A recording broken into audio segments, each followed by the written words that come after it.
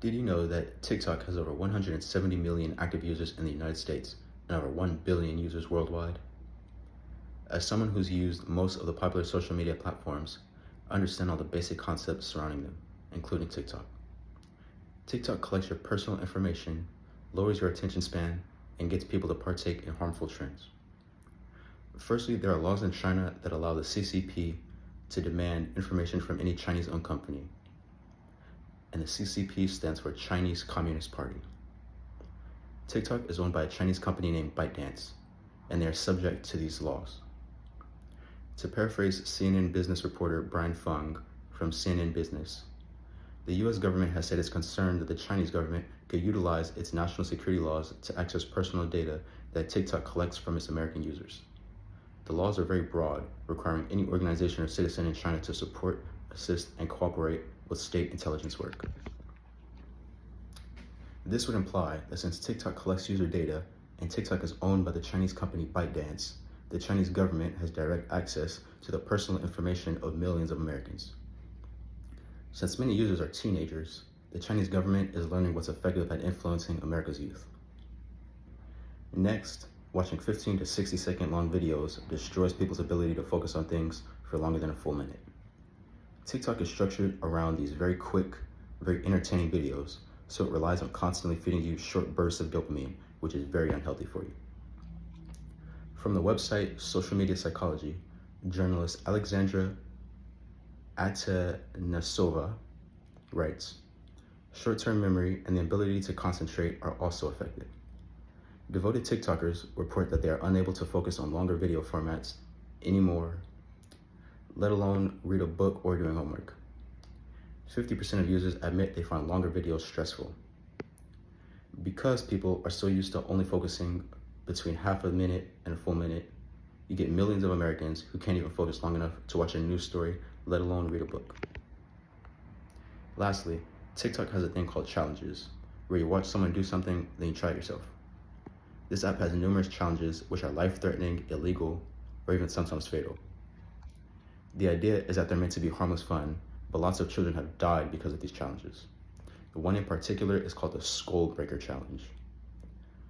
On the site SK-Pop, a website for pop culture, Ayushmita Bhattacharjee writes, "The name of the challenge is already a warning sign about its potential fatality.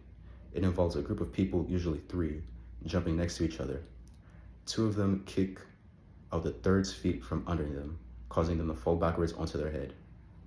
Health experts have condemned this challenge for its propensity to cause serious and life-threatening injuries, like skull fracture, paralysis, or even death." While this is just one example, there are countless more children participating in some trendy activity that lands them in the hospital or even worse, dead.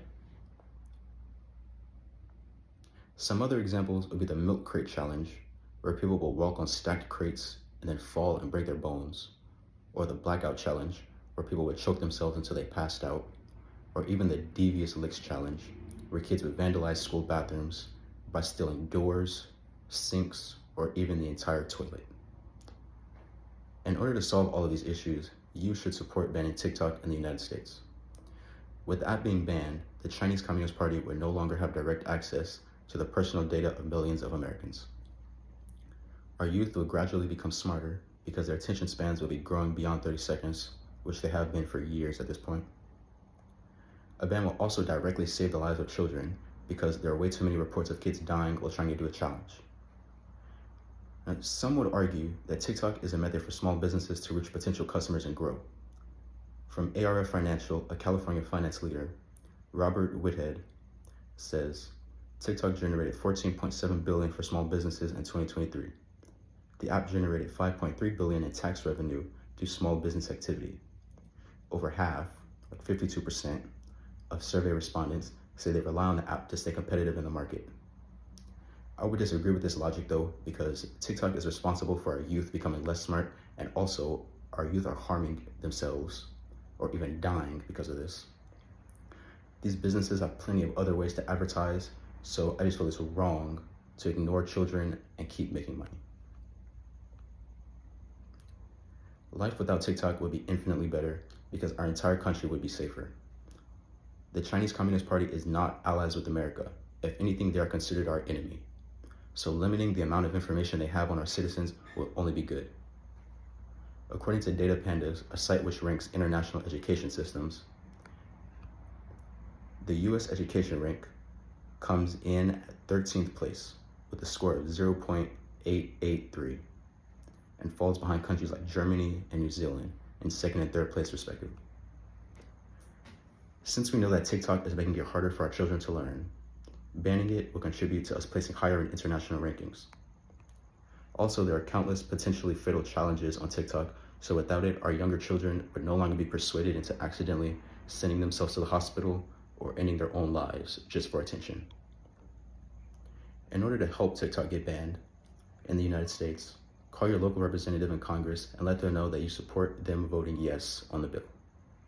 In the meantime, though, you can make sure not to use the app so that it has one less monthly active user.